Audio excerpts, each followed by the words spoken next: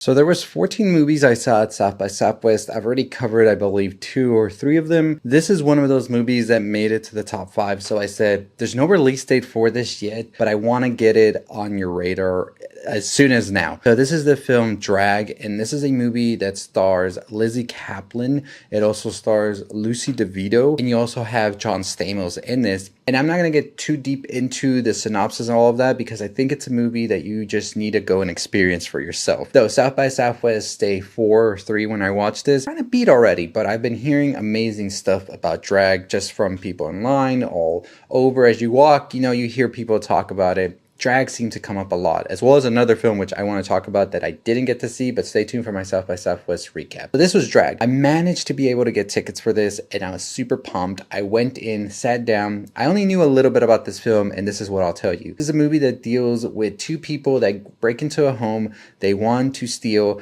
and eventually one of them falls and their back gives out. They can't get up. Now they have to be dragged out of the house. Owner comes through, shit hits the fan. That's all I'll tell you about the film, and it is a movie that you are just going to want to watch with an audience as well. And this is an audience I watched at the Alamo Drafthouse, and I've told you all the stories of the Paramount. People just want to scream there for some reason. Alamo Drafthouse, a little bit more normal. And I will say, this is a movie that I was not sure about at first as I was watching it, if it was really going to commit and go there.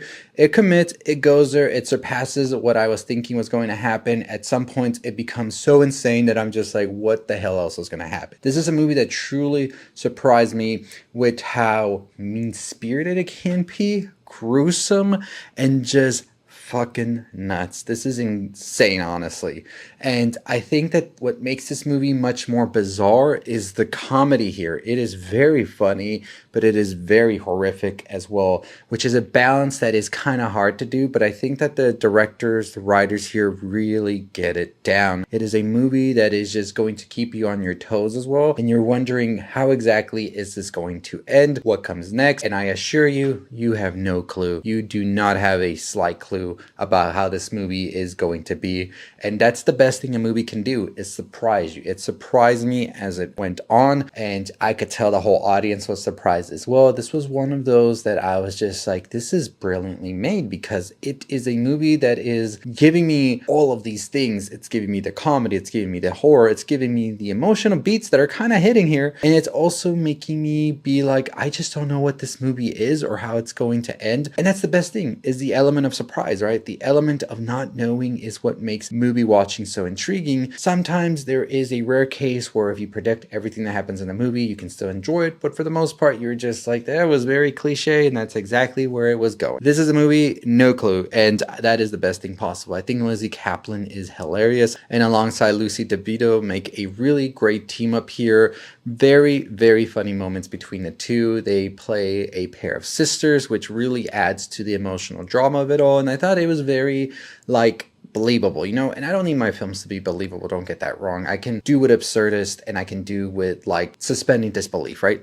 And I am okay with that, but here it felt like a sister, like, bond of sorts.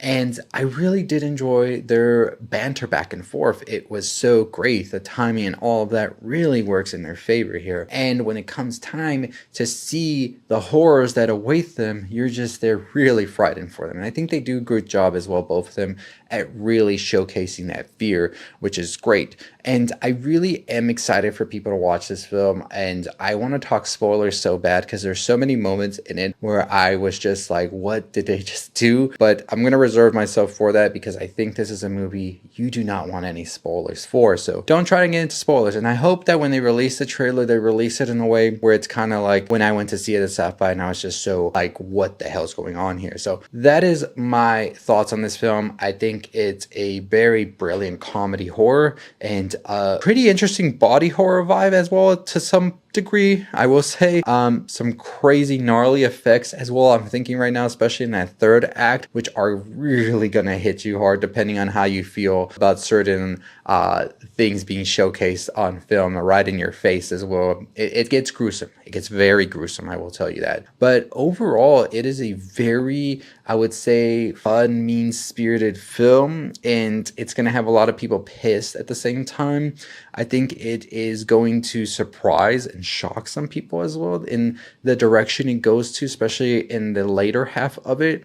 And it's going to be a controversial one. I can already tell it's going to be a controversial one. So definitely put it on your list. Definitely make sure that you are on top of this when it releases. I hope it finds a pretty good distributor that's going to do a good job at presenting it. Besides the fact that it kind of feels a bit too light in its story and not really digs too deep into its characters.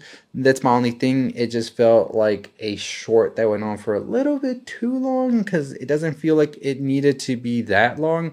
And that just maybe could have been like made better by making more of a deeper connection and more of the emotional beats last longer. But still, to be honest, by the end of the film, it doesn't really matter because I feel like it hits so many points that you're just like, yeah, I enjoyed myself. That was an interesting film. I found myself being grossed out. I found myself laughing. I found myself being horrified.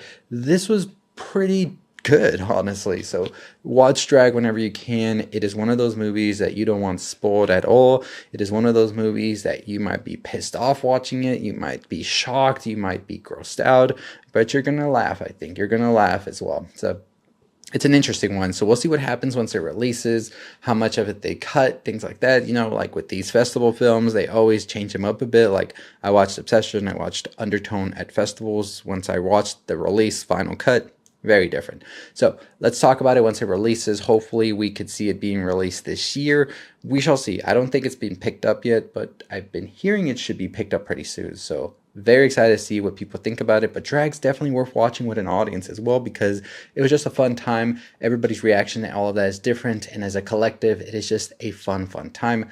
But let me know your thoughts and opinions on Lizzy Caplan, Lizzy DeVito, as well as John Stamos. Are you excited for their film Drag? Make sure you follow us for more on things you love. 50,000 subscribers is our goal. We just did a breakdown of the new Faces of Death trailer. Super pumped for that in 2 weeks. Also, we have a review for Hokum, They Will Kill You, Ready or Not 2. 3 other films we watched at South by Southwest, and I have so many more to come.